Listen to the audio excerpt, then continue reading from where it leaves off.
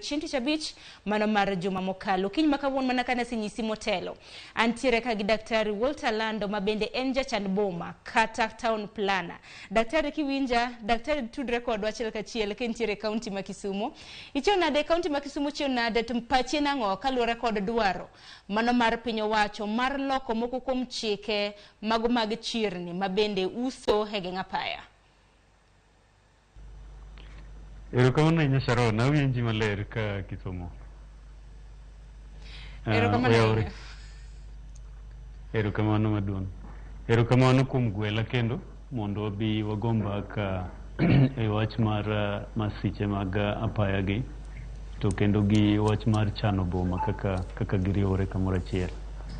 Ipenjo pacha e wach ni endi. Wachak ka wacho mokwongo ni ago mos sana ni jogo ma olalo jowetegi kendo olalo jok mane ritogi agomo sana. Now wach mar apaya ni endi to gi chandruok mar bombe gieki en gik mokariyo ma giriwore kamoro achiel. Ing'eni ahinya ji timo ohala kuma jonyiewo nitiere. To kirango bath ndara gieki kanyo ende mohala nitie. Ohala nitie kanyo nikech jikalo jok man gi mtokni, jikalo kanyo joma bende wuotho gi tielo to gi gik mopogore opogore ma ji wuotho godo. Koro ok en gimoro ma dang' awach ni peculiar ni gir bila ni timore.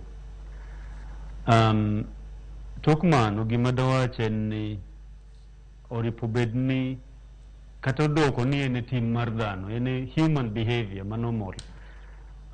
Oripo bedni kuma ji time ohala opogore gi kuma gache ringe. Kendo ahinya gache maringo ng'wech, speed man malo. Nikech kirango karka iyudo ni en highway, en nitie categories mopogore opogore mag ndara iluongo ni classification. Koro maendi en a national trunk road. Matiende ni en class man malo ma speed mar gari kanyo endo en 100 km per hour kuom geche matindo, kata mna 80 kuom geche bila mane koro lori mano okelo masira manotimre ni mowacho sani malondiani. Koro kae kirango speed no ni malo ahinya. Koro ji ok oripo bed ni timo ohala kar bila chande nikech dhano nyalo timo makosa samoriembo kendo makosa bila ni kotimore to okelo masira bila makoro wan go sani endi mowuoye ni endi. Oripo bed